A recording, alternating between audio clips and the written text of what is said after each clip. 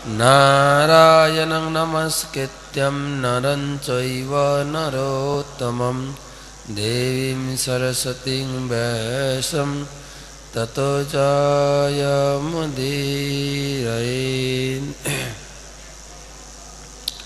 तमादिदेवं करुणानिधानं तमांलवर्णं सुहितावतारम् अपार संसार समुद्र सेतुं भजामहे भागवत स्वरूपम।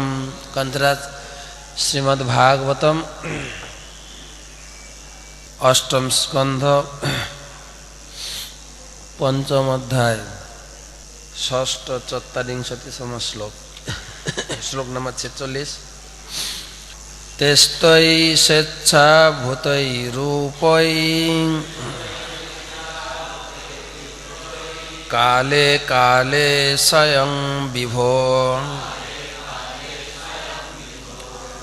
कर्म दुर्विषहं जन्यो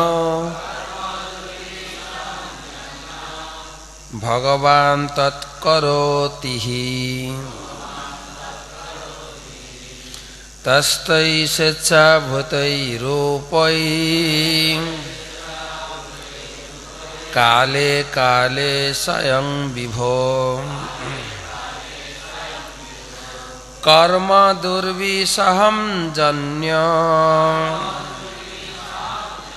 भगवान् तत्करोति हि। तस्तै स्वेच्छाभूतै रूपै काले काले स्वयं विभो कर्म दुर्विषहं जन्यो भगवान् तत्करोति हि।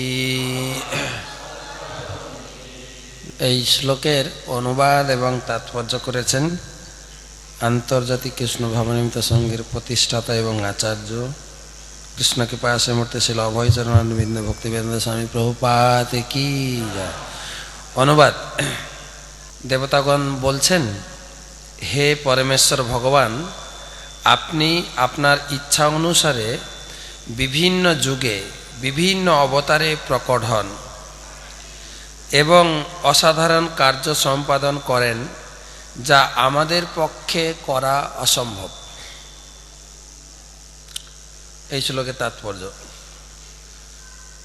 ভগবদ্গীতায় চতুর্থ অধ্যায়ে সপ্তম শ্লোকে ভগবান শ্রীকৃষ্ণ বলেছেন, যদা যদা হি ধর্মস্য গ্লানি ভবতি ভারত অভ্যুত্থানমধর্মস্য তদাত্মানম সৃজাম্যহম। হে ভারত, যখনই ধর্মের অধপতন হয় এবং অধর্মের অভ্যুত্থান হয় তখন আমি নিজেকে প্রকাশ করে অবতীর্ণ হই।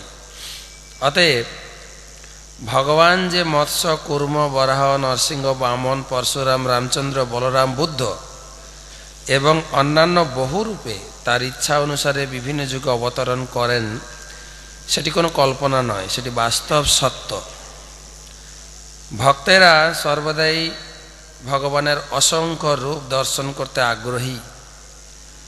বলা হয়েছে যে কেউ যেমন গণনা করতে পারে না সমুদ্রে কত তরঙ্গ রয়েছে, তেমনি ভগবানের রূপও কেউ গণনা করতে পারেন না, গণনা করে শেষ করতে পারেন না।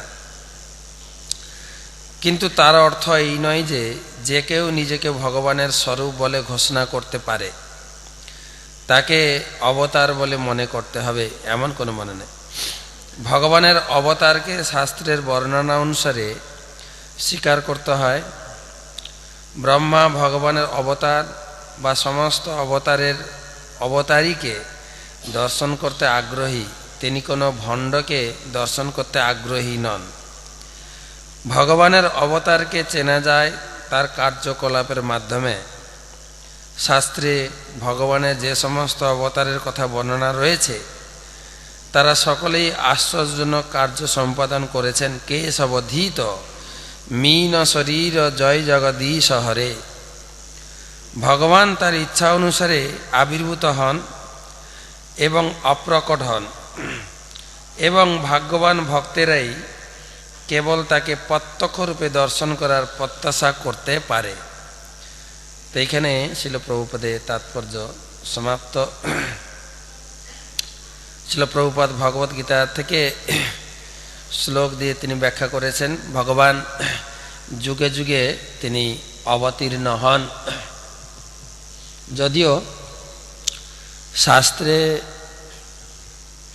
অনেকভাবে আমরা শুনে থাকি, আমাদের যখন জন্মাষ্টমীর সময় কৃষ্ণলীলা বা কৃষ্ণ জন্মলীলা ধারাবাহিকভাবে এখানে আলোচনা হয়, আমরা বিভিন্ন কারণ শুনতে পাই, ভগবান বিভিন্ন কারণে তিনি এই জগতে অবতীর্ণ হন। অনুগ্রহায় ভক্তানাং মানুষম দেহমাশ্রয়, তিনি ভক্তদের প্রতি অনুগ্রহ করার জন্য। ভজতে তাদৃশ ক্রীড়া যশ্রুত তৎপর ভবেত, আমি এই জগতে অবতীর্ণ এই ভক্তকে অনুগ্রহ করার জন্য। আমার লীলা কার্যকলাপ তারা দর্শন করে, শ্রবণ করে আমার প্রতি ভক্তিপরায়ণ হবে। কোথাও কোথাও আবার চৈতন্য চরিতামৃতে দেখা যায় প্রেমরস নির্যাস করিতে আস্বাদন, ভগবান নিজে প্রেম রস আস্বাদন করার জন্য রাগমার্গ ভক্তি লোকে করিতে প্রচারণ, রাগমার্গ ভক্তি জগতে প্রচার করার জন্য তিনি আসেন। বিভিন্ন গ্রন্থকারগণ, শাস্ত্রজ্ঞ, পণ্ডিত ব্যক্তি, চিন্তাশীল ব্যক্তি বিভিন্নভাবে বর্ণনা করেছেন। কুন্তী দেবীও বলেছেন ভক্তিযোগ বিধানার্থম, ভক্তিযোগ বিধান জগতে ভক্তিযোগের প্রচার করার জন্য আপনি আসেন। দেবতাগণও এখানে বলছেন আপনি বিভিন্ন রূপে আপনি এই জগতে প্রকটিত হন, কিন্তু আপনি আপনার ইচ্ছাক্রমে। তো শিল প্রভুপাদ এই শ্লোকের তাৎপর্যে তিনি গীতার বক্তব্য দিয়ে তুলে ধরেছেন ভগবান নিজে কি বলছেন, কেন তিনি আসেন।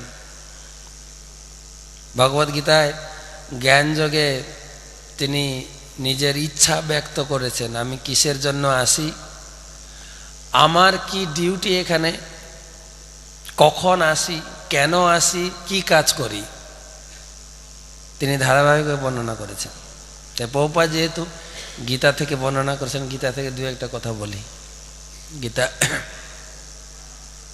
৪র্থ অধ্যায়ে ৩য় অধ্যায়ের শেষে ভগবান শ্রীকৃষ্ণ অর্জুনকে জীবের মহাশত্রু, এই জগতে পতিত হওয়ার যে কারণ স্বরূপ কাম শত্রু, প্রধান শত্রু, চিরশত্রু, চির অতৃপ্ত, অনেক ভাষা দিয়ে বর্ণনা করেছে, তাকে জয় করার চেষ্টা করো জ্ঞান দিয়ে, জ্ঞান অস্ত্র দিয়ে। তো জ্ঞানের কথা বলতে গিয়ে ভগবান শুরু করেছেন ৪র্থ অধ্যায় প্রথম থেকে, নিজেই বলছেন, অর্জুন কোনো প্রশ্ন করেননি। জীবের প্রতি অনুগ্রহ বশত ভগবান নিজে নিজেই বলছেন ইমম বিপশ্যতে যোগম প্রক্তবান হবময়ম, এই অর্জুন, এই জ্ঞানের প্রতি, এই সাধারণ জ্ঞান আমি তোমাকে প্রদান করছি না, বা কোনো রিসার্চ করা জ্ঞান দিচ্ছি না, আমি বেদের জ্ঞানই তোমার সামনে তুলে ধরেছি, যে জ্ঞান আমি প্রথমে বিবস্বানকে দিয়েছিলাম। প্রত্যেকেই জ্ঞানের আধার করে এই জগতে, এই জ্ঞানকে আধার করে, আশ্রয় করে তার নির্দিষ্ট কর্তব্য কর্মে যুক্ত হয়ে জীবনকে সার্থক করতে পারে। জীবনের এই সৃষ্টির শুরুতে আমি বিবস্বানকে জ্ঞান দিয়েছিলাম। বিবস্বান দিয়েছেন আমাদের মানব জাতির যে জনক মনুকে দিয়েছেন, মনু মানব জাতি জনক। অর্জুন যে মনুষ্য জীবনের যে জনক, তাকেও আমি জ্ঞান দিয়েছিলাম, এবং তিনি শিক্ষা দিয়েছেন যে মনুষ্য মাত্রই এই জ্ঞানের আশ্রয় করা অবশ্য কর্তব্য। মনু হচ্ছেন আমাদের মানব জাতির পিতা। মনু দিয়েছেন ইক্ষ্বাকুকে, এবং পরম্পরা প্রাপ্ত দ্বিতীয় শ্লোকে বলছেন এই পরম্পরাক্রমে জ্ঞান আসছিল, কিন্তু জ্ঞান নষ্ট হয়ে গেছে, যোগ নষ্ট পরন্তব, জ্ঞান ধীরে ধীরে জ্ঞানের দূষিত হয়ে যায়। সেই জ্ঞান আমি তোমাকে আজকে প্রদান করব। তোমার কি যোগ্যতা? স এবায়ং ময়া তে অদ্য, স সেই জ্ঞান, এবায়ং ময়া আমার দ্বারা, তে অদ্য, অদ্য মানে আজকে আমি তোমাকে সেই জ্ঞান প্রদান করব। তোমার কি যোগ্যতা আছে? জ্ঞান গ্রহণকারীর যোগ্যতার প্রয়োজন আছে। কি যোগ্যতা আছে তোমার? ভগবান বলছেন ভক্ত হসি মে সখা চেতি, তুমি আমার ভক্ত, তাই তোমাকে আমি এই জ্ঞান প্রদান করব। এবং তুমি আমার সখা। সখা কথা শুনে অর্জুন প্রশ্ন তুলেছে। সখ্যতা গঠিত হয় সমবয়সের ভিতরে, সখ্যতা হয়। আর তোমার আমার জন্ম প্রায় একই সময় হয়েছে, এটা ঠিক, কিন্তু প্রশ্ন আসছে তুমি বিভীষণকে জ্ঞান দিলে কি করে? এটা কি করে সম্ভব? আর তুমি যা বলবে হয়তো কুরুক্ষেত্রের মাঠে আমি স্বীকার করে নিতে পারি, কিন্তু পরবর্তী জেনারেশন স্বীকার নাও করতে পারে, কেন সব লজিকের লোক, সব লজিক দিয়ে বুঝে বা বিজ্ঞানের ভাষা বুঝে, আর কিছু বোঝে না। এই লজিক আর বিজ্ঞান ভাষা দিয়ে যে ভগবানকে বোঝা যায় না, তাই ভগবানকে প্রশ্ন করেছেন অর্জুন। অর্জুন অবাচ 4 নম্বর শ্লোকে, অপরম ভবত জন্ম পরম জন্ম বিবস্বত, তোমার আমার এখন জন্ম হয়েছে, কিন্তু বিবস্বানের জন্ম অনেক আগে, অনেক অনেক লক্ষ লক্ষ বছর আগে। কথমেতদ বিজানীয়াম তমাদৌ প্রক্তবানিতি, আমি কি করে বুঝবো যে তুমি তাকে জ্ঞান দিয়েছে?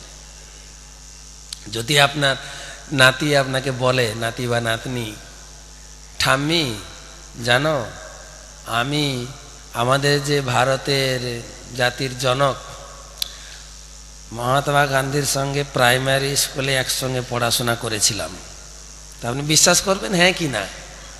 হ্যাঁ না? না। ভগবান কৃষ্ণ বলছেন আমি বিবস্বানকে টিউশন পড়িয়েছি। বা ভাগবতম দেখবেন আমি ব্রহ্মাকে কোচিং পড়িয়েছি, ভগবানকে পড়িয়েছি, ভগবান বলেছেন। তা আমি বিবস্বানকে জ্ঞান দিয়েছিলাম। অর্জুন বলছেন আমি বুঝতে পারছি না, তুমি আমাকে ক্লিয়ার করে বলো। ভগবান হেসে উত্তর দিচ্ছেন ও তাই। অর্জুনের তো নিজের কোনো প্রয়োজন ছিল না, সারা জগতের এই সন্দেহ মোচনের জন্য অর্জুনের প্রতি কৃপা পরবশ হয়ে ভগবান হেসে বলছেন, ভগবান বাচ বহুনি মে ব্যতীতানি জন্মনি তব চার্জুন, আমি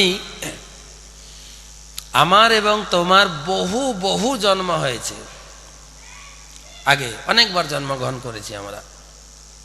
বহুপাদ এই শ্লোকের উপর তাৎপর্য টিকা দিয়েছেন। দের থেকে প্রমাণিত হয় ভগবান শ্রীকৃষ্ণ যেখানে অবতীর্ণ হন অর্জুন সেখানে যান, অর্জুন সঙ্গে থাকেন। বলে তোমার আমার অনেকবার জন্ম হয়েছে। তানি অহম বেদ সর্বাণী, তানি সেই সমস্ত জন্মের কথা আমার সব মনে আছে। অহম সর্বাণী, কিন্তু নতং ব্যর্থ পরন্তব, তোমার মনে নেই, তুমি ভুলে গেছো। বাবা লিখেছেন, এর উপর টিকা দিয়েছেন, জীব আর ভগবানের এই হচ্ছে পার্থক্য, যে ভগবানের সব কিছু মনে থাকে, ভগবানের সব কিছু মনে রাখেন, জীবের মনে থাকে না, জীব ভুলে যায়। ভুলে যাওয়াটা ভালো না খারাপ? ভুলে যাওয়াটা ভালো খারাপ?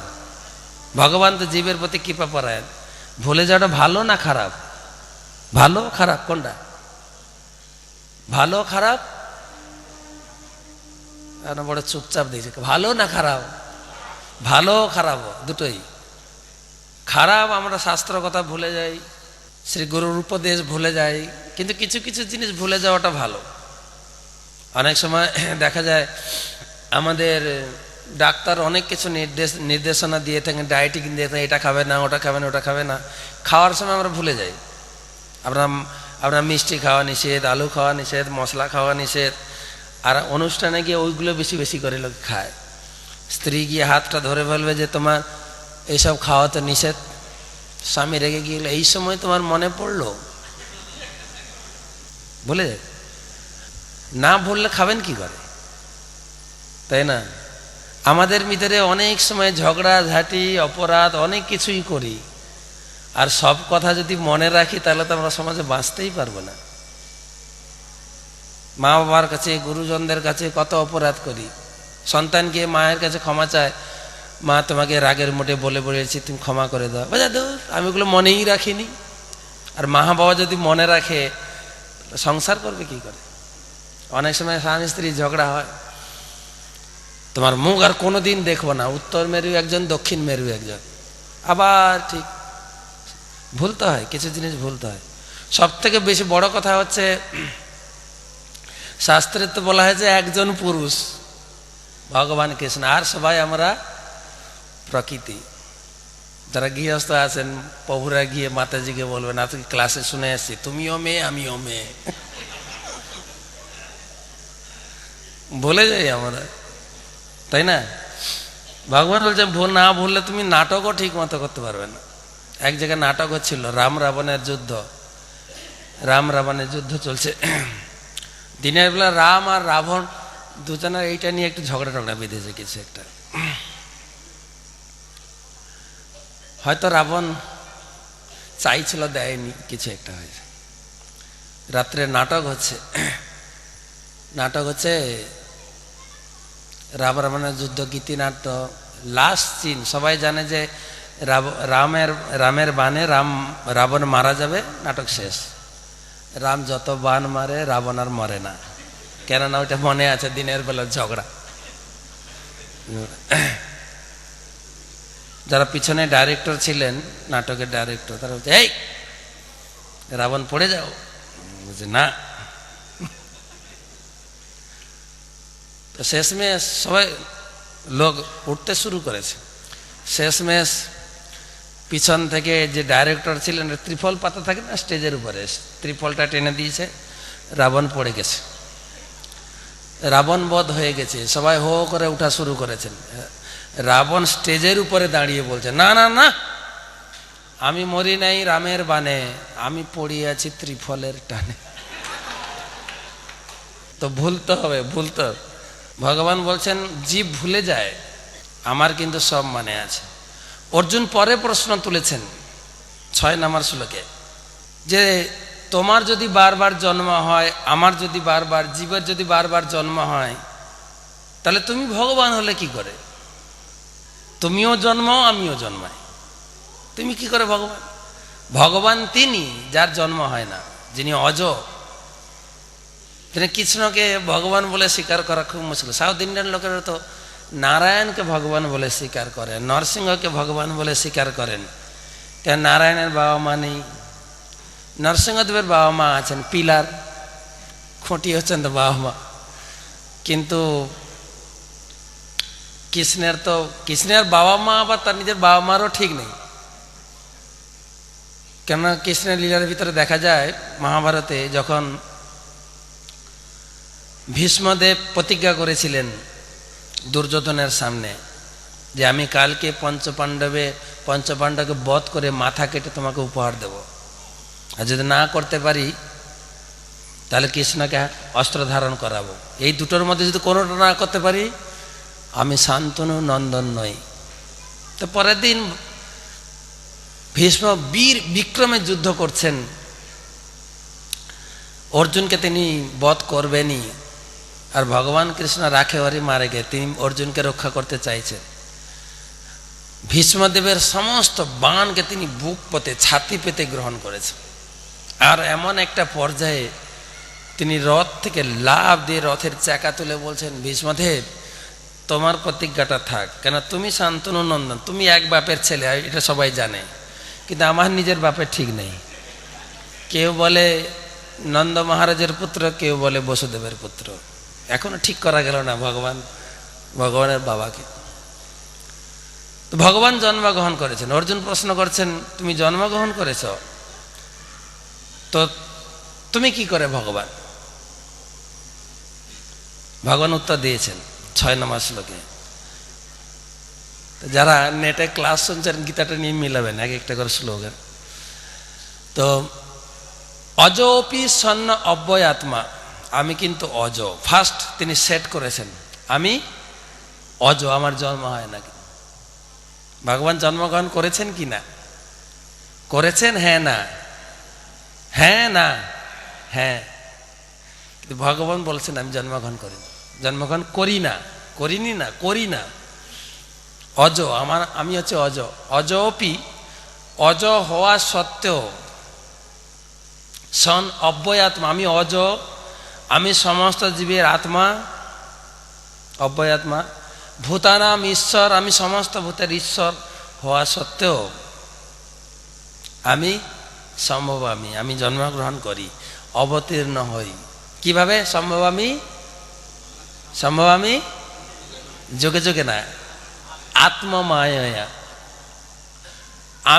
আমার যখন আত্মমায়া হয় তখন আমি যুগে যুগে অবতীর্ণ হই। আত্মমায়া মানে, মায়া মানে কি? মায়া মানে যা নয়। আমরা একদম শাস্ত্রে পড়েছি যা নয়, কিন্তু কোন কোন ক্ষেত্রে দেখা যায় মায়া কথাটা অত্যন্ত আন্তরিক। অনেক সময় বলা যায় না, প্রভু আপনার নাতিটাকে দেখলে না আমার খুব মায়া হয়। মায়া মানে কি? যা নয়, নাতি নেই নাকি? মায়া মানে অত্যন্ত স্নেহ, মমতা। ভগবান কৃষ্ণ বলছেন এই জগতের জীব আমার সন্তান, তারা যখন এই জগতে কষ্ট পায়, তাদের কষ্ট দেখে আমার হৃদয় বিগলিত হয়, তখন আমি অবতীর্ণ হই, আমি চলে আসি, আমি থাকতে পারি না। আত্মমায়া, জীবের প্রতি যখন আমার ভিতরে অত্যন্ত মায়া জন্মায়, তখন আমি জগতে অবতীর্ণ হই। অর্জুন বলছেন আচ্ছা তাই নাকি? আচ্ছা, তা তোমার মায়া জন্মানোর কোনো রুটিন আছে নাকি? কখন মায়া জন্মায় আর কখন জন্মায় না তোমার? তখন বলছে হ্যাঁ রুটিন আছে।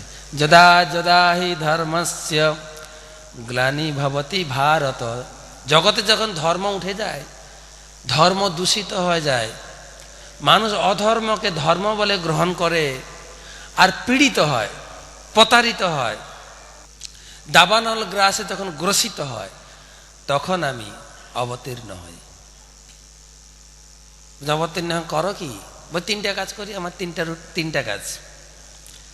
পরিত্রাণায় সাধনা, আমার প্রথম কাজ হচ্ছে ভক্তদেরকে আনন্দ বিধান করা, ভক্তদেরকে সুরক্ষা দেওয়া, ভক্তদের সঙ্গে লীলা বিলাস করা।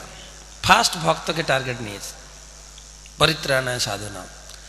আর বিনাশায় দুষ্কৃতাম ধর্ম সংস্থাপন। প্রভুপাদ এই শ্লোকে ভগবানের উদ্দেশ্যকে ব্যক্ত করেছেন, তার তাৎপর্যে প্রভুপাদ লিখেছেন না ভগবদ গীতা অ্যাজ ইট ইজ। ভগবান যে উদ্দেশ্য নিয়ে জগতে অবতীর্ণ হয়েছিলেন, যে উদ্দেশ্য নিয়ে গীতা ব্যাখ্যা করেছেন, সেই উদ্দেশ্য ভগবান প্রভুপাদ তাৎপর্য লিখেছেন, তাৎপর্য সেট করেছেন। ভগবানের তিনটি কাজের মধ্যে দুটো কাজ গৌণ, অসুর বিনাশ আর ধর্ম সংস্থাপন গৌণ। অসুর বিনাশ করতে ভগবানকে আসতে লাগে না। বর্তমান বাজারে পেপার পত্রিকা যে সমস্ত নিউজ আমরা পাই, 2-4টা ডেঙ্গু বা ম্যালেরিয়া হলে অনেক লোককে মারা দেওয়া যাবে, ভগবানকে আসতে লাগবে না। জানেন প্রচুর লোক মরছে, সুনামি, দুর্নামি, আইলা, কি কি নাম দিয়েছে, সব লোক মরছে। ধর্ম সংস্থাপন, ভগবানের কোনো দূত বা ভগবানের কোনো পার্ষদ, ভগবানের শুদ্ধ ভক্ত এই জগতে ধর্মকে প্রতিষ্ঠা করতে পারে। যেন প্রভুপাদ সারা বিশ্বে ভগবদ্গীতার শুদ্ধ শিক্ষাকে প্রতিষ্ঠা করেছেন। এই দুটো কাজ গৌণ, ভগবানের আসা প্রয়োজন হয় না। ভগবান আসেন কিসের জন্য? কেবল ভক্তকে আনন্দ দেওয়ার জন্য। এ সম্বন্ধে অনেক কথা আপনারা শুনেছেন, আমি ডিটেলস বলছি না। ভগবান বলছেন আমি এই জগতে আসি, ভগবান তার বিভিন্ন লীলার মাধ্যমে তিনি প্রকাশ করেছেন। ভগবান বলছেন এই জন্য যে শিক্ষা আমি জগতে প্রতিষ্ঠা করেছি, এবং জ্ঞাতা কৃতং কর্মম পূর্বৈরপি মুমুক্ষুভি, তারপরে পরে শ্লোকে বলছেন, 8 নম্বর শ্লোক পর্যন্ত আমরা পড়লাম। 9 শ্লোকে ভগবান বলছেন জন্ম কর্ম চমে দিব্যম এবং যৌবতী পদ, শুধু কেবলমাত্র আমার জন্ম আর কর্ম ভালো করে জানার চেষ্টা কর। কেবল ভগবদ গীতা এই শুদ্ধ শিক্ষা তুমি শেখো। অনেক লোক বলে যে আমরা ভক্ত হয়েছি, বৈষ্ণব, আমাদের গীতাটা একটা প্রাইমারি শাস্ত্র, ভাগবতম পড়বো, গীতার কোনো প্রয়োজন নেই। কিন্তু গীতার ভূমিকা, গীতার উপরে অত্যন্ত গুরুত্ব প্রদান করেছেন চৈতন্য মহাপ্রভু তো বিশেষ গুরুত্ব দিয়েছেন, যারে দেখো তারে কহ কৃষ্ণ উপদেশ, কৃষ্ণের উপদেশ। কৃষ্ণ উপদেশ গ্রন্থ হচ্ছে এই ভগবদ গীতা। এবং ভগবান তার পরে পরে শ্লোকে বলছেন, এবং কীর্ত্যা এবং জ্ঞাত্যা কৃতম কর্ম পূর্বৈরপি মুমুক্ষুবে কুরু কর্মৈব তস্মাত্তং পূর্বৈ পূর্বতরম কৃতম। এইভাবে আমার জন্মকর্ম ভালোভাবে জেনে পূর্বে পূর্বে মনীষীরা আমার গতি লাভ করেছেন, আমাকে লাভ করেছেন। হে অর্জুন, এই জ্ঞান তুমি গ্রহণ করো। জ্ঞানের মাধ্যমে তুমি নিজেকে উত্তরণ করো। তো শিল প্রভুপাদ যেভাবে ব্যাখ্যা করেছেন শিল তাৎপর্যে, যে ভগবান কেন আসেন, আমি ভগবদ্গীতা থেকে ভগবানের শ্রীমুখ থেকে বলার চেষ্টা করলাম। ভগবান এই জগতে আসেন, তিনি দেবতারা তো বলেছেন স্ব ইচ্ছায় আসেন, ভগবান নিজে সে কথাই ব্যক্ত করেছেন। ইচ্ছাটা কখন জাগ্রত হয়? যখন জীবের প্রতি আমার অত্যন্ত অনুগ্রহ প্রকাশ পায়, তখনই আমি আসি। আর অনুগ্রহ কিভাবে আমি প্রকাশ করি? আমি আমার বিভিন্ন লীলার মাধ্যমে প্রকাশ করি। এক একটা লীলার মাধ্যমে অনেক শিক্ষা তিনি প্রকাশ করেছেন। যেরকম গিরি গোবর্ধন ধারণ, তিনি গোবর্ধন ধারণ করেছেন। গোবর্ধন ধারণের মাধ্যমে কতগুলো লীলা তিনি প্রকাশ করেছেন। প্রথম ধর্ম সংস্থাপন, ভগবান এসেছেন ধর্ম সংস্থাপনার্থায়। ভগবান বলছেন আমি ধর্ম সংস্থাপন করব। তো ধর্মটা কি না, তিনি ধর্ম বলছেন গীতার প্রথম ওয়ার্ড কিন্তু ধর্ম, শ্লোকের প্রথম ওয়ার্ড কিন্তু ধর্ম। জানতে গেলে আমার এই গীতাটাকে পড়তে হবে ভালো করে।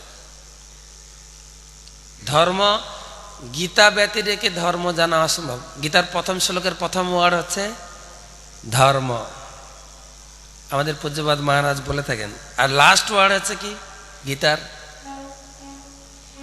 মতির মম।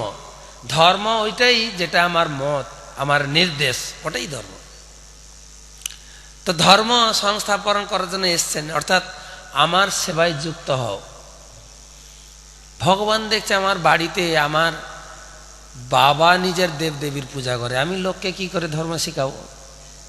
দেবদেবী পূজা করাটা ধর্ম নয়, এটা একটা শিষ্টাচার হতে পারে, শ্রদ্ধা হতে পারে। দেবদেবীর পূজা করা, দেশবাসীর সেবা করা, এগুলো ধর্ম নয়, প্রকৃত ধর্ম নয়, পরম ধর্ম নয়। তো আমি ধর্ম শেখাবো জগতে, কমপক্ষে বাবাকে আগে শিখাই, বাড়ি থেকে চালু করি। চ্যারিটি বিগিনস অ্যাট হোম, বাড়ি থেকে চালু করি ধর্ম প্রচার। বাবাকে ধরেছেন, কিসের জন্য তুমি এই পূজা করছো? তো বাবা বুঝিয়েছেন। তো ভগবান বুঝিয়েছে যে গিরি গোবর্ধন পূজা করিয়েছেন। একটা যে ধর্ম শিক্ষা, সর্বধর্মান পরিত্যাজ মাম একম শরণং ভজ। এবারে আমি দেবদেবীর পূজা করতাম, অনেকের সাহায্যে চলতাম, দেবদেবীরা রুষ্ট হবেন আমার প্রতি। ভগবান তার পরের লাইনে বলেছেন, অহং তাং সর্ব পাপেভ্য মোক্ষসে মা শুচ। তুমি অনুশোচনা করো না, তুমি যদি আমার চরণে আশ্রয় গ্রহণ করো, আমি তোমাকে সব দিক থেকে সুরক্ষা প্রদান করব। তো ব্রজবাসীদের মাধ্যমে তিনি দেখিয়েছেন ব্রজবাসীরা কিভাবে হ্যারাস হয়েছিলেন ইন্দ্রের দ্বারা। তাদেরকে ভগবান রক্ষা করেছেন, হ্যাঁ কি না করেছেন? প্রমাণ দিয়েছেন। তিনি তার উপদেশের মাধ্যমে শুধু এগ্রিমেন্ট করেছেন তাই না, একদম প্র্যাকটিক্যাল দেখিয়েছেন। আমরা এত কঠোরভাবে দেবদেবীর উপাসনা করতাম না যে দেবদেবীরা হ্যারেস করবে, এত না। ব্রজবাসীরা করতেন, তাদেরকে তিনি সুরক্ষা দিয়েছেন। আর কি দিয়েছেন সুরক্ষা? তিনি ভগবান দেখিয়েছেন। একবার মহারাজ পাঠে বলছিলেন যে রাধারানী ভগবানকে সবসময় দেখতে চাইতেন, কিন্তু তার অনেক রেস্ট্রিকশন ছিল, দেখতে পারতেন না। তিনি ভগবানকে প্রার্থনা করছেন, এমন একটা কিছু ব্যবস্থা করো না, আমি অপলক নয়নে তোমাকে দর্শন করতে পারবো। তো ভগবান সেই পরিস্থিতি ইন্দ্রকে দিয়ে সৃষ্টি করিয়েছেন। চারিদিকে ঝড় ঝঞ্ঝা, বৃষ্টি, জল আর জল, সবাই এসে গেছে শরণার্থী ক্যাম্পে গিরি গোবর্ধনের নিচে, সব এক জায়গায়। এবার কৃষ্ণকে দর্শন করো, সেখানে কোনো আর রেস্ট্রিকশন নেই, ছেলে মেয়ে অপলক নয়নে রাধারানী দর্শন করেছেন। ভগবান কৃষ্ণ খুঁজছেন যার জন্য এই লীলাটা করলাম, ওই নায়িকা কোথায়, খুঁজছেন, দেখছেন কোথায় কোথায়। এক সময় দেখেছেন রাধারানীকে দেখতে পেয়েছেন, আর যেই রাধারানীকে দেখতে পেয়েছেন কৃষ্ণের সে ভাবাবেগ এসে গেছে, শরীর কাঁপতে শুরু করেছে। যেই কাঁপতে শুরু করেছে পাহাড়ও কাঁপতে শুরু করে, সবাই চিৎকার, এই পড়লো পড়লো পড়লো পড়লো। সবাই দেখবেন লাঠি টাঠি দিয়ে ঠেকা দিয়েছেন মোটামুটি। এক একটার মাধ্যমে কত কত শিক্ষা তিনি রেখে গেছেন জগতে। তিনি বলছেন, I am holding the Giri Govardhan hill. আমি এই গিরি গোবর্ধন হিল শুধু ধারণ করছি না, গিরি গোবর্ধন ধারণ করছি, আমি কি করছি, I am holding your problems. আমি তোমার সমস্ত জীবনের যত সমস্যা আছে, সমস্যা শোনার জন্য দাঁড়িয়ে আছেন সারাদিন। কেউ হয়তো 11 দিন অফিস কামাই করতে পারেন, আমার শরীর খারাপ, আমি উঠতে পারি। ভগবান কিন্তু প্রতিদিন আপনার প্রবলেম শোনার জন্য দাঁড়িয়ে আছে। সবাই প্রবলেম জানাচ্ছে তো নাকি? তিনি বলছেন, I am holding your family. আমার ফ্যামিলি আমি চালাচ্ছি না, ভগবান বলছে আমি তোমার ফ্যামিলি চালাচ্ছি। ভগবান ফ্যামিলি চালাচ্ছেন না, আমরা ফ্যামিলি মেনটেন্স। কে কথাটা ঠিক, কোনটা ঠিক?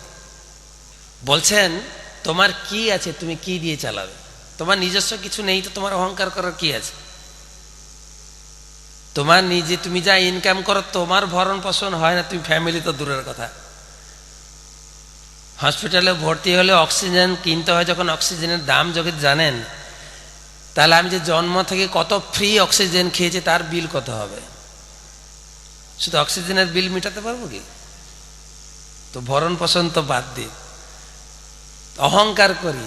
একজন বক্তা বলছেন, তুমি কিসের জন্য অহংকার করছো?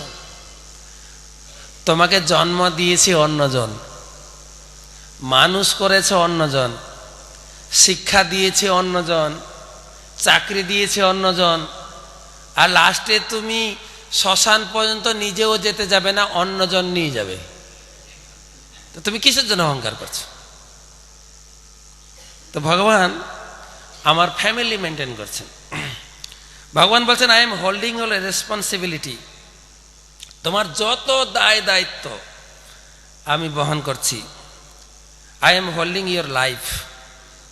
আমি তোমার জীবনটাও ধারণ করে আছি। ভগবদ্গীতায় ভগবান বলেছেন 7ম অধ্যায়, জীবনম সর্বভূতেষু, আমি সমস্ত ভূতের জীবন স্বরূপ। I am holding your health, আমি তোমার সুস্বাস্থ্য আমি ধারণ করছি। আলেকজান্ডারের লাইফে আমরা দেখেছি, আলেকজান্ডার যখন ডেথ বেডে শুয়ে আছেন, মৃত্যুশয্যায়, তিনি তার সমস্ত সেনাপতিকে ডেকেছেন, সেনাপতি মন্ত্রী বড় বড়, বলছে তোমাদের কাছে আমার একটা আর্জি বা প্রার্থনা। বলছে বলুন স্যার, কি করতে পারি আপনার জন্য? মানে আমি মারা যাওয়ার পরে তোমরা আমার 3টা ইচ্ছা পূরণ করবে। বলছে ঠিক আছে বলুন। বলছে প্রথম ইচ্ছা আছে, আমি যখন মারা যাব আমার কফিন বা ডেড বডিটা ডাক্তাররা বয়ে নিয়ে যায় যেন, প্রথম ইচ্ছা। দ্বিতীয় ইচ্ছা আছে, যে রাস্তা দিয়ে আমার কফিন নিয়ে যাবে, ডেড বডি নিয়ে যাবে, সেই রাস্তা সমস্ত সোনা দানা ছড়িয়ে যাবে। আমি জীবনে যত ইনকাম করেছি সোনা রূপা সব ছড়িয়ে দিয়ে যাবে। তৃতীয় ইচ্ছা আছে, আমার ডেড বডি যখন নিয়ে যাবে ডাক্তাররা, 2টো হাত নিচে ঝুলিয়ে রাখবে। 3টা ইচ্ছা মনে আছে তো? প্রথম ইচ্ছা, একজন সেনাপতি তিনি সাহস করে বলছেন, স্যার এই ধরনের অদ্ভুত ইচ্ছা আপনার কেন? বলছে জগতে আমি 3টা শিক্ষা রেখে দিতে চাই। প্রথম ইচ্ছা কি ছিল যেন? যে ডাক্তাররা কফিন বয়ে নিয়ে যাবে।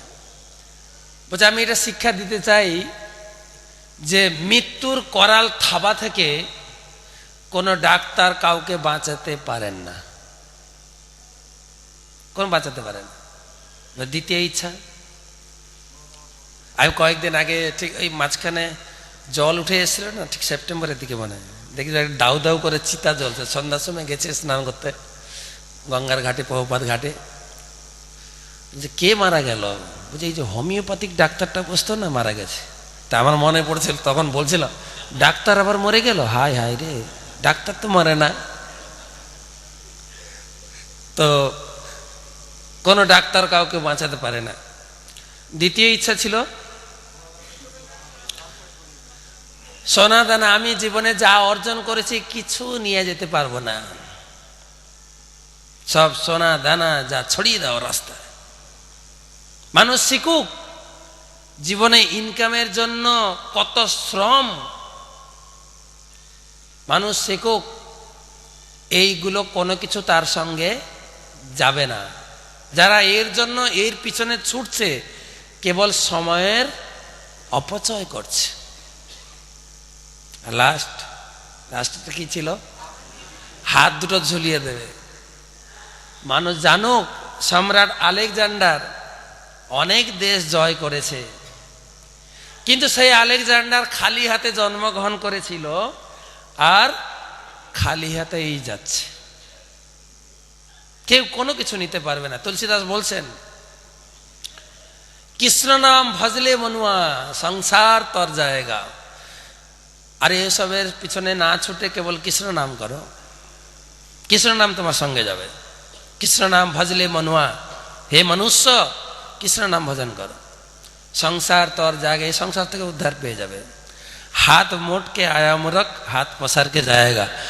হাত মুঠো করে জন্মগ্রহণ করেছি, আমরা কুঁজো হয়ে জন্মগ্রহণ করেছি, আর যাওয়ার সময় হাতটাকে খুলে দেওয়া হবে। সনাতন ধর্মের নিয়ম আছে, শ্মশানে নিয়ে যাওয়ার আগে হাত খুলে দেওয়া হয়। যাই না, আলেকজান্ডার শিখিয়ে দিয়ে গেছে কিনা, কেন এই কিছু নিতে পারবে না, সব খুলো, হাতে যা আছে সব বের করে, আংটি হোক বালা হোক সব বের করে নেওয়া হবে, কিচ্ছু নিতে পারবে না। তাই তিনি বলছেন, আমি তোমার health, I am holding your কর্ম। তোমার কর্ম, তুমি এই জীবনে অনেক কিছু করতে পারো, কর্মের নেক্সট লাইফের রেজাল্ট কিন্তু আমার হাতে, আমি তোমাকে কি দেব না দেব। বৈজ্ঞানিকরাও স্বীকার করে গেছেন প্রত্যেক কর্মের সমান এবং বিপরীত প্রতিক্রিয়া। ভগবান বলছেন, আমি লিখে দিয়েছি শাস্ত্রে কোন কর্মের কি ফল, সেটা আমার হাতে। I am holding your mind, I am holding your attitude, I am holding your future. তোমার ফিউচার কি হবে না হবে আমি জানি, আমি তোমার ফিউচার, ভবিষ্যৎ। আমরা মাঝে মাঝে চিন্তা করি, ভগবানের কাছে অনেক প্রার্থনা করি, ভগবান এটা দিন এটা দিন, আমি যেন এই জীবনে এত কষ্টের মধ্যে আছি না, পরের জীবনে যেন, অনেক কিছু প্রার্থনা করি, ভবিষ্যৎ প্ল্যান করে নিজের চেষ্টা করি, প্লাস ভগবানকে প্রার্থনা করি। দুটো গ্রামের লোক ভগবানের কাছে প্রার্থনা করছে, হে ভগবান, এই গরিব এই জীবনে এত কষ্ট আর সহ্য হয় না, আমাকে পরবর্তী জীবনটা এমন একটু দেবেন যেন আমি এমনভাবে থাকি যে, দুটো লোক দুরকম প্রার্থনা করছে, আমাকে এমনভাবে একটা জন্ম দেবেন আমি যেন লোকের কাছ থেকে শুধু নিতে থাকবো, লোক শুধু দেবে আমাকে, আমাকে যেন কাউকে দিতে হবে না, শুধু নেব নেব। আরেকটা লোক প্রার্থনা করছে, আমাকে এমন একটা জন্মদিন, দুই বন্ধু, আমাকে এমন একটা জন্মদিন আমি যেন শুধু খালি দেব, আমার ইচ্ছা করে প্রচুর দিতে আমার নেই, আমি শুধু দেব। দুটো ছেলেই ওই গ্রামে, মৃত্যুর পরে ওই গ্রামে জন্মেছে। একজন হয়ে গেছে ভিখারি, কারণ ওর প্রার্থনা ছিল আমি শুধু লোকের কাছ থেকে নেব, লোক শুধু তাকে দেয়। কেউ কি ভিখারির কাছ থেকে আশা করে ভিখারি আমাকে দেবে? ওই রকম প্রার্থনা করেছে। আরেকজন প্রার্থনা করেছে আমি সবাইকে দেব, আমির হয়ে জন্মগ্রহণ করেছেন, অনেক পেয়েছে, কেননা কাউকে দিতে গেলে কিছু থাকা চাই। তো ভগবানের কাছে প্রার্থনা করতে গেলেও একটা চিন্তা ভাবনা, আমার ফিউচার ভগবান জানেন, আমি কি করে জানব? তা আমাদের চিন্তাধারা থেকে ভগবানের চিন্তাধারা অনেক উন্নত, অনেক ফাস্ট। এক ইয়াং ছেলে পড়াশোনা শেষ করে চাকরি চাইছে, ভগবান আমাকে একটা চাকরি দিন, এমন একটা চাকরি দিন। ছেলেটা অলস ছিল, আমাকে কিছু করতে হবে না, আমি শুধু বসে থাকবো, লোকে শুধু পয়সা দিয়ে যাবে আমাকে, আমি শুধু এমন একটা চাকরি দেন লোকে দিয়ে যাবে আমাকে, আমার কিছু করতে হবে না। ওর চাকরি হয়েছে সুলভ শৌচালয়ে,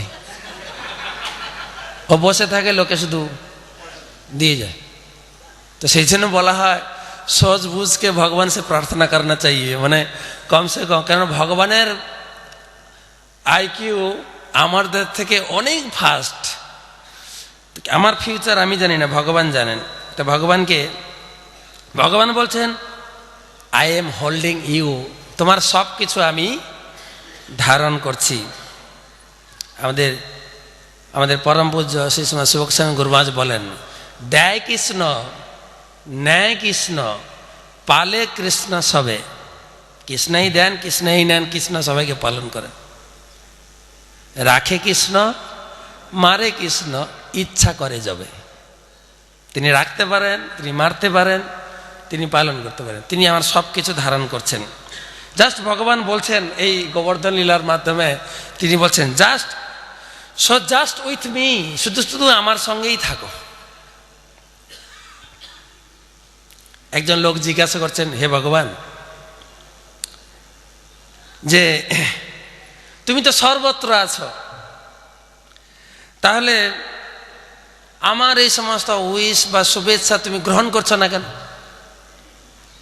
সাধুরা বলে থাকে ভগবান সর্বত্র বিরাজমান, ভগবান সব কিছু দেখছেন, ভগবান তোমার সমস্ত কামনা বাসনা পূরণ করবে, তুমি তো করছো না। ভগবান চিন্তা করে উত্তর দিচ্ছেন, আচ্ছা তাই নেই, হ্যাঁ ঠিক বলছো, কিন্তু আমি সর্বত্র আছি। আমি কিন্তু ওয়াইফাই মতো, ওয়াইফাই যেরকম আছে না সর্ব জায়গায় আছে, কিন্তু তোমাকে তো কানেক্ট করতে হবে, তো আমার সঙ্গে তোমাকে একটু লিঙ্ক করতে হবে, তো তোমাকে একটু লিঙ্ক করতে হবে। লিঙ্ক করার যথেষ্ট উপায় হচ্ছে ভক্তি। তুমি ভক্তির মাধ্যমে আমার সঙ্গে যুক্ত হও। যুক্ত হলে আমি তোমার সমস্ত ইচ্ছা পূরণ করব, তোমাকে সব দিক থেকে রক্ষা করব, আমি তোমাকে সব দিক থেকে প্রোটেকশন দেব। তো সেই জন্য বলছেন ভক্তি করুন।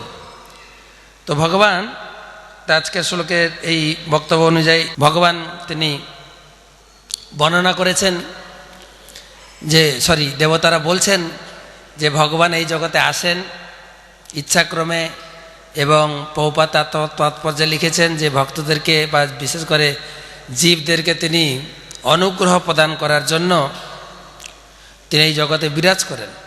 তো আমরা ভগবানের সঙ্গে এই ভক্তির মাধ্যমে যুক্ত হতে পারি। ভক্তি জিনিসটা কি? আমরা ভগবদ গীতায় ভগবান কৃষ্ণ বলেছেন, যৎ করসি যদ অশ্নাসি যজ্জসি, তুমি যা খাও যা করো সব কিছু শুধু ভক্তির মাধ্যমে লিঙ্ক করো। ইংরেজিতে একজন লিখেছে, হোয়েন ভক্তি এন্টার্স ফুড বিকামস প্রসাদ।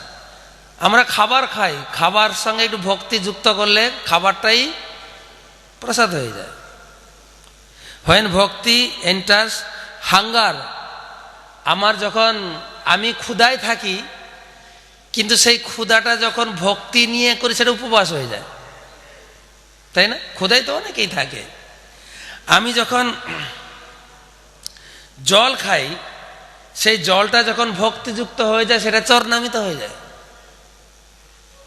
চরণামিত শুধু ভক্তি যোগ করলে হবে। আমি ভ্রমণ করি, বিভিন্ন জায়গায় ভ্রমণ করি, কিন্তু ভ্রমণটা যদি ভক্তিমূলক ভ্রমণ হয় সেটা তীর্থ ভ্রমণ হয়ে যায়। শুধু ভক্তি যুক্ত করলেই হবে। আমরা বিভিন্ন মিউজিক শুনি, মিউজিকটা যদি ভক্তিযুক্ত হয়ে যায় তাহলে কীর্তন তো করছে, তো লোকে কীর্তন। আমরা ঘরে বাস করি, ঘরটার সঙ্গে যদি ভক্তি লিঙ্ক করা যায় ঘরটা হয়ে যাবে মন্দির। আমরা অনেক রকম কাজকর্ম করে না করে তো থাকতে পারি না, কাজকর্ম করতেই হয়। কাজকর্ম যদি ভক্তিমূলকভাবে যুক্ত করা হয় হয়ে যাবে সেবা। ভগবান বলছেন এইভাবে, connect with me with correct password. Correct password হচ্ছে ভক্তি। ভক্তির সঙ্গে আমরা যুক্ত হতে পারি। তাই ভগবান কৃষ্ণ এই ভগবত গীতা দিয়েছেন যে মানুষ যেন ভক্তির মাধ্যমে তার চেতনাকে, তার এই মনুষ্য জীবনকে যুক্ত করতে পারে। ভগবদ গীতার মাহাত্ম্যে অনেক কথা বলেছেন তিনি বলছেন যে গীতা পাঠে এত আমি খুশি হই, তীর্থযাত্রা ধ্যান জ্ঞান তপস্যাতে আমি অতটা খুশি হই না। ভগবান বলছেন যে তিনি গীতা পাঠে এতটাই সন্তুষ্ট হন। তো তাই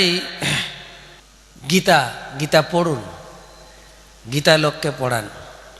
শিল প্রভুপাদও গীতার উপরে প্রচুর জোর দিয়েছেন।